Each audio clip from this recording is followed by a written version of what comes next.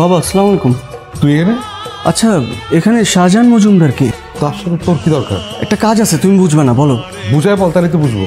আরে খুবই অফিসিয়াল কাজ, খুবই পার্সোনাল, তুমি আমাকে বলো কোথায়। ভিতরে বাদিকে গিয়ে শেষ মাথার রুমটা। আসসালামু আলাইকুম আঙ্কেল। ওয়ালাইকুম সালাম। আমি মালিয়ার ফ্রেন্ড। বসো না, বসো। না না আঙ্কেল, ঠিক আছে। আপনার সাথে আমার কিছু গুরুত্বপূর্ণ কথা ছিল। হ্যাঁ শুনবো তো, বসে বলো। আপনি অনুমতি দিলে আমি বলবো। হ্যাঁ বলো।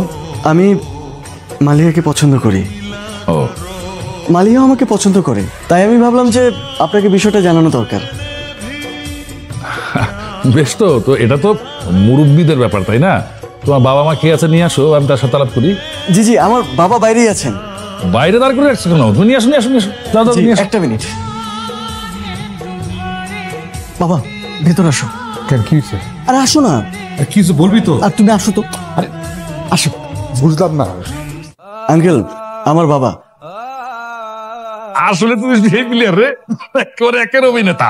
বাপ আর পুত্র মিলা কি অভিনয় শুরু হচ্ছে আমার লগে, নাটক। হ্যাঁ হ্যাঁ, আমার মেয়ের পিছনে লাগছে প্লেয়ারে। কেন্নের পুত, তোর পড়া শিখাস তাই কোন জায়গায় কি করতে হয়, কোন জায়গায় নজর দিতে হয় না।